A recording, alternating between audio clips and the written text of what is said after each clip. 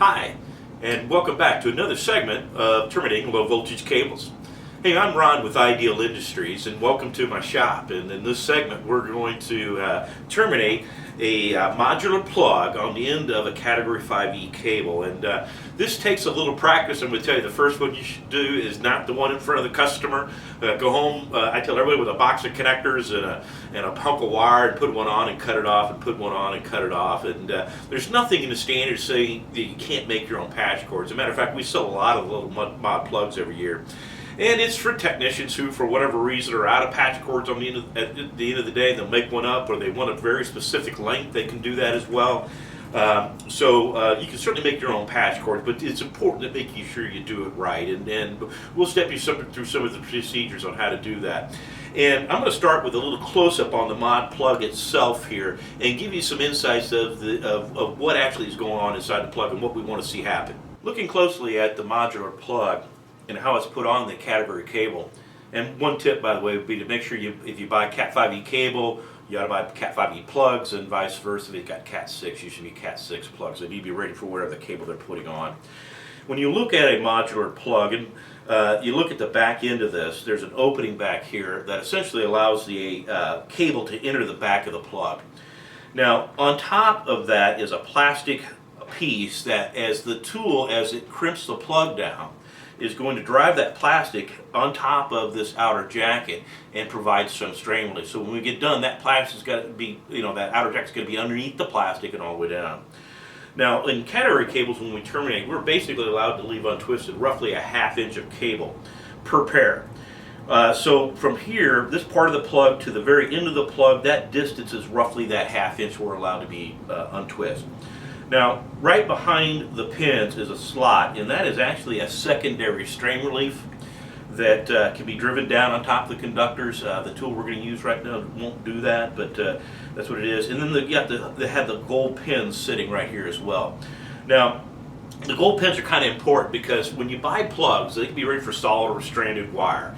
And technically, a plug ready for stranded should only be used on stranded cable. A plug ready for solid actually can be used on either. This one little tip is pretty important because I've run across lots of folks over the years that I think my crimping tool's a piece of crap, or the tester's got to be wrong, and they're making plugs or patch cords up with stranded plugs going on solid wire. And the way we tell the difference between the two is we have to look at the little gold pin in the side of the plug. And this one here, there are actually 3 little teeth in the bottom of the pin. And that is a plug rated for solid wire. Here, you'll see that there are actually only 2 teeth in the gold pin, and that indicates to me that it is rated for stranded wire only. And that's how this, really the only way to physically tell the difference between the two. And that one little tip will save you a ton of time in the field right there. So we're going to be putting a plug rated for solid on solid Category 5E cable. Now you'll also notice the pins are sitting up. They're a little proud of the plastic housing. And as they get driven on top of the conductors, they'll be down below the body. And I'll warn you, as the dies were out in your crimping tools, they don't crimp all the pins evenly, so make sure that they're all the way down. So in this properly terminated plug we're looking at, the back end here is looking good. We've got the outer jacket underneath this back strain relief. There's our ½ inch, that looks pretty good too. All the pins are down like I need them to be. And then if I look right here at the very end of the plug, I can see there are all the conductors, see that clear front. And if all that looks good, and hopefully I've got the wires in the right spots, it should work just fine. And I'm going to show you next how to actually terminate that plug on that wire. I'm going to terminate the Category 5E plug onto the Category 5E cable for you now, and the tools we're going to use to do this with are again a UTP or category stripper to strip the outer jacketing. We need again a pair of snips to cut out the nylon ripcord out of the cabling, and then we'll need a crimping tool that will actually crimp the connector for us. And with this particular tool, it'll do RJ11s and the typical RJ45 format you see for Category 5E jacks as well, or plugs I should say. So first thing we need to do is to remove about 2 inches of this outer jacketing. And again, I'm going to basically just use my category 5E stripper, open it up, get about 2 inches there, and again, once, maybe twice with the stripper is all you got to do, and then to remove the stripper, don't remove the jacketing with the stripper, and it again pop and break it, and it'll strip the cable very nicely for us. Again, there's this nylon little rip cord in here. We're going to cut this out of here. And the first thing we're going to do when we go to make the connection up is I need to separate the pairs. And you'll notice that if you look at the end of the wire here, every pair is naturally laying someplace around the outer jacket. And wherever it's naturally laying, I'm going to fold them into 4 little corners like that. And that one little tip will really help do conductors lay properly.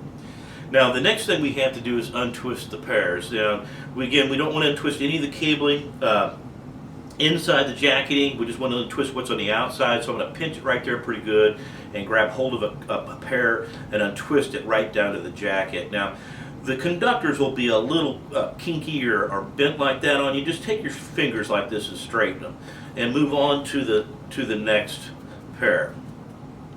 And I'm basically untwisting all 4 pairs right down to the jacketing. And over the years I've seen a lot of interesting ways of untwisting of the pairs, but I'm going to tell you the best way to do this is by hand. And we want nice straight conductors. We're going to leave them in their 4 little corners. You're going to see that some of these are twisted more than others, and there's a reason for that. It helps with our noise or our crosstalk problems. And again, untwisting of the pairs is the number one thing you don't want to do, and we're only going to be allowed a 1/2 inch of untwisting when we get done making this connection up. And there are my 4 pairs, and they are untwisted and in the right positions. Now we get to make a decision on how you want to wire the mod plug. Do you want to do 568A or 568B? And we won't get into those wiring schemes here, which one you should pick, but I'll say I'll do a 568B. And with that, in a B format, the white, orange, and orange pair have to be on the left side of me as I look at it. And I'm going to fold this out almost like I would a deck of cards. But I'm not going to lay this white, orange, and orange over here like this, because the conductors were crossing things and things just aren't going to lay flat. I tell you the best thing to do is take this white, orange pair and rotate the orange pair until it is on my left over here. And I'm just going to lay these conductors in the wiring scheme. 1, 2 is white, orange, and orange. White, green is the 3rd pair. Then we're going to lay in our 3rd conductor. Then blue, white, blue over top. Green's on the other side, and it should be white, brown, brown. And I fan them out in the right color sequence from left to right. And I'm going to just simply just pinch these a little bit right here. I'm going to go out past the jacketing, maybe about 1/4 inch, pinch everything flat. That allows me to take these conductors now and move these a little closer together, and I'm going to simply fold them out like that. I'm going to bring these this way. But since I got everything pinched flat right here, everything should stay in its right order. And then I'm going to turn it like this, take my other hand and grab it like that, and then go back and forth a couple times and pull it straight out. And then I'm going to grab it one more time. Instead of going back and forth, we're going to give it a little bit of a twist. And they should be laying in there pretty nice and flat when you get done doing that. And now I'm going to double check the color sequence, because the time to double check that is not after you've cut them too short. Because if you cut them short, cut them off at a 1/2 inch, and it's not in the right sequence, you might as well just start over. And they look like they're in the right sequence there. And now I'm going to head and trim them. Now again, we're allowed to leave about a 1/2 inch, and folks, you can always trim a little more off. So if you gauge, what side of a 1/2 inch are you, might cheat to the 5/8 side. So I'm going to give myself a good 1/2 inch and trim the wire straight across. Now when we go to put them in the mod plug itself, you'll notice that the white orange is on my left. When I pick up the plug, the gold pins are facing me. So white orange is on my left, the gold pins are facing me, and I just insert them right into the plug like that. Now I want to make sure the gray jacket is underneath the strain relief like I want it to be. Okay. I want to make sure the conductors are all the way through, and can I see them all the way through the front of the plug, and I believe it's ready to be crimped. Now we're going to crimp that inside the tool here, and the connector will load right in the front die of the tool, just like that. Now the connector will only go in one side of the tool, so that you know you got it in the right place. And when we go to crimp this, we don't want to be pulling the cable to one side or the other. We want to be straight up and down on it. And if anything, I'm going to push this cable into the connector, or into the tool, so I know it's in there and bottom them out. And then I'm going to simply squeeze this down. When you squeeze this down, it drives the pins down and makes a connection for us. And when we get done with the finished product here, I can see that my gray jacket is underneath the strain relief like I like it to be. I've got my conductors all the way through the ends of the wire.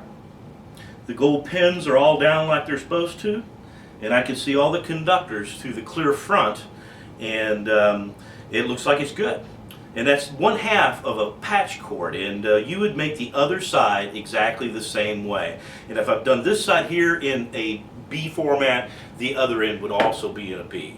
And if it's A, they'd both be A. The only variation from that is what they refer to as crossover cables, where a technician would do an A on one side and a B on the other. And but there you have it. There's a properly terminated Category 5E plug.